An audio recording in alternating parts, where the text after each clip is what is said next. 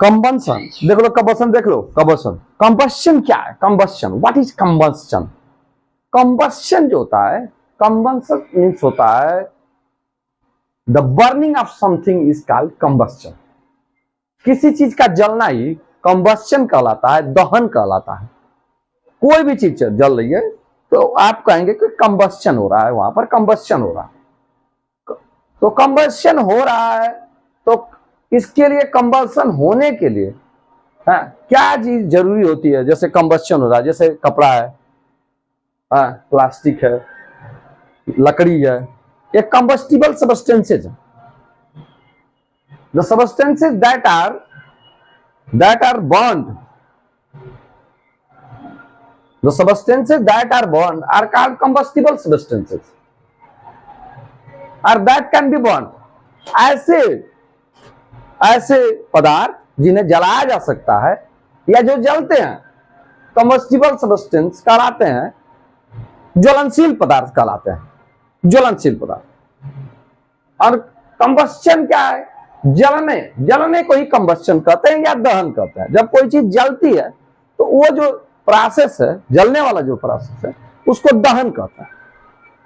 अब कंबस्शन के लिए क्या चीजें जरूरी है? कंबस्शन के लिए क्या चीजें जरूरी है? कंबस्शन के लिए 3 चीजें जरूरी है। अर्थात कोई पदार्थ या कोई चीज जले, कंबस्शन हो उसका, उसके लिए 3 चीजें जरूरी है। इन 3 चीजों में से अगर कोई भी चीज नहीं रहती है तो वहां उसका दहन नहीं होगा, अर्थात वो जलेगी नहीं। पहला है, देखिए यहां पर मैंने दे दिया है, the burning of a substance is known as combustion. किसी पदार्थ का जलना ही कंबस्शन या कहलाता है या दहन कहलाता है। किसी पदार्थ का जलना ही कंबस्शन कहलाता है या दहन कहलाता है। दहन के लिए नेसेसरी एलिमेंट फॉर कंबस्शन, दहन के लिए जरूरी तत्व, दहन के लिए 3 जरूरी तत्व होते हैं। पहला कंबस्टिबल सब्सटेंस, ज्वलनशील पदार्थ। जैसे ज्वलनशील पदार्थ आप ले लीजिए, जैसे वुड, लकड़ी हो गया, प्लास्टिक, ये भी जलता है, कपड़े हो गए, सब कपड़े हो गए, गारमेंट्स हो गए, पदार्थ। इसमें कॉटन की बात कर लीजिए, नायलॉन की, ये सब बात है, ये सब जलते हैं, तो ये कंबस्टिबल सब्सटेंसेस है। कोल हो गया, देखिए कंबस्टिबल सब्सटेंस है कोल। एलपीजी, सीएनजी, ये सब कंबस्टिबल सब्सटेंस है। सीएनजी देखिए, ईटीसी। तो कंबस्टिबल सब्सटेंस ऐसे सब्सटेंस होते हैं जो जलाए जा सकते हैं या जिनमें आग लग जाती है या जो जलते हैं।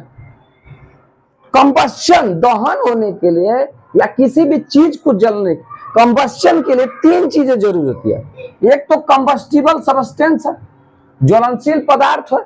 कंबस्टिबल सब्सटेंस वह सब्सटेंस होता है या वे सब्सटेंस होते हैं जो जलते हैं, अर्थात जिन्हें जलाया जा सकता है। The substances that can be burned, that can be set on fire, that can be set on fire, जिनमें आग लगाई जा सकती है। तो मैंने उनका नाम लिख दिया, wood, plastic, garments, coal, PLPG, CNG etcetera. Cotton में आ जाएगा, वो कॉटन हो जाएगा इसमें, या गारमेंट्स में लिखा हम लिख देते हैं कॉटन, नायलॉन, टेरिलॉन। देखिए कपड़े बहुत से चलते हैं सब। लेकिन अगर आप बात करें नॉन कंबस्टिबल, कुछ पदार्थ ऐसे भी है जो नॉन कंबस्टिबल सब्सटेंस में है, वो जलते ही नहीं है। जैसे वाटर क्या है? नॉन कंबस्टिबल है, इसमें कंबस्शन होगा नहीं। वाटर, पानी को जला सकते हैं, पानी जलता है।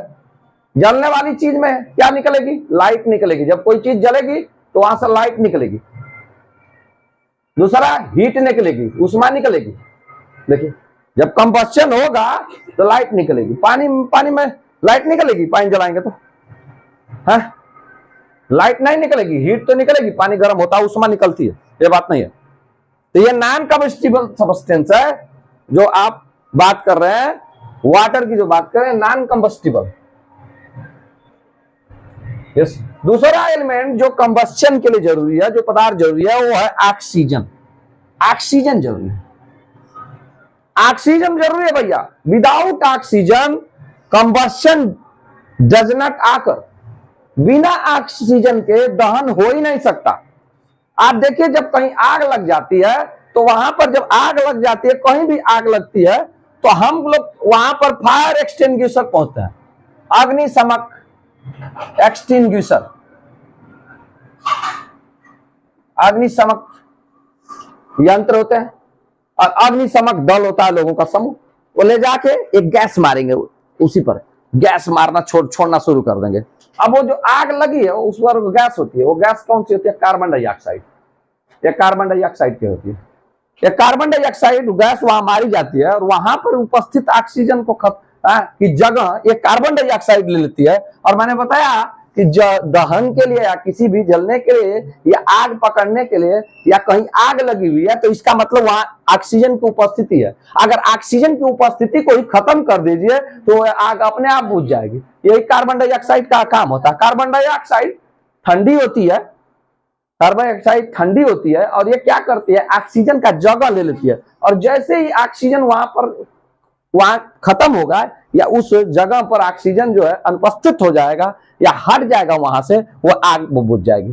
तो कंबस्शन के लिए ऑक्सीजन जरूरी है, बिना ऑक्सीजन के आग नहीं लग सकती है या आग नहीं पकड़ सकती है। आप देखिए, आप लकड़ी जलाते होंगे, जब लकड़ी आप जलाते हैं या कोई घर पे खाना बनाते हैं तो जब घर पर खाना बनाती है हमारी महिलाएं, हमारी दीदी, हमारी फुआ, हमारी मौसी, हमारी माता बहनें जब जलाती हैं तो मुंह से फूंकते हैं, नहीं जलता। क्या होता है? उसमें ऑक्सीजन जाता है। ऑक्सीजन की वजह से क्या होती है? देखिए वहां पर वो जलना शुरू हो जाता है। तो ऑक्सीजन जो है कंबस्शन के लिए, दहन के लिए, जलने के लिए जरूरी है, तभी ये सब्सटेंस जलेगा। अदरवाइज जो कंबस्टिबल सब्सटेंस है, जो जलने वाले पदार्थ है, ये भी बिना ऑक्सीजन के जलबे नहीं करेंगे। तो ऑक्सीजन जरूरी है भैया। हाँ, इसके बाद इग्निशन टेम्परेचर। इग्निशन टेम्परेचर जरूरी है क्योंकि अगर आप इग्निशन टेम्परेचर क्या होता है? इग्निशन टेम्परेचर ये होता है किसी भी पदार्थ को, किसी भी पदार्थ, इग्निशन क्या भाई? The action of setting something on fire. किसी भी पदार्थ को में आग लगाना, किसी भी पदार्थ में आग लगाने के कार्य को ही, किसी भी पदार्थ में आग लगाने के कार्य को ही, या किसी भी पदार्थ में आग लगाने की क्रिया को ही, या आग लगाने के कार्य को ही, या उसको जलाने के कार्य को ही इग्निशन कहते हैं। तो इग्निशन टेम्परेचर क्या हो गया? जिस टेम्परेचर पर किसी चीज में या किसी पदार्थ में आग लग जाती है उसी को इग्निशन टेम्परेचर कहते हैं। अलग अलग चीजों का अलग अलग इग्निशन टेम्परेचर होता है। जैसे कोयला, कोयला है, कोल है और लकड़ी, इन दोनों का अलग अलग इग्निशन टेम्परेचर होगा। जिस टेम्परेचर पर कोयला जलेगा उस टेम्परेचर पर ये लकड़ी क्या जलेगी। जिस टेम्परेचर पर ये प्लास्टिक जलेगा क्या उसी टेम्परेचर पर यह वुड जलेगा? जिस टेम्परेचर पर एलपीजी जलेगी क्या उसी टेम्परेचर पर यह कोल जलेगा? नहीं, इनका अलग अलग, हर पदार्थ का अलग अलग इग्निशन टेम्परेचर होता है। जैसे ही वो इग्निशन टेम्परेचर उस पदार्थ को मिलता है, उस पदार्थ में आग लग जाती है। हाँ, तो वह टेम्परेचर, जिस टेम्परेचर पर किसी पदार्थ में आग लग जाती है, इग्निशन टेम्परेचर या इग्निशन तापमान कहलाता है। आप देखिए गांव में क्या होता है कि गांव में ठंडे के दिनों में पुआल लेते हैं। पुआल पर हम क्या करते हैं कि घर में से जाके जो भैंस या गाय के गोबर का बना हुआ उपला होता है या फ्यूल होता है, उसका थोड़ा सा उसमें हम ले लेते हैं, माता बहने वहां से दे देती है कि लो लो, उसमें से जलता हुआ या कोयला जलता हुआ उस पोला पर रख देंगे, पुआल पे रख देंगे और उसको ऐसे ऐसे करके घुमाते हैं या उस पर फूंकते हैं। फूंकते फूंकते क्या होता है, ऑक्सीजन वहां पर जाता है और इग्निशन टेम्परेचर, जैसे इग्निशन टेम्परेचर मिला, उस पुआल को जलाने का इग्निशन टेम्परेचर मिला या जलने का टेम्परेचर मिला, वो पुआल जल जाता है या वो लकड़ी जल जाती है।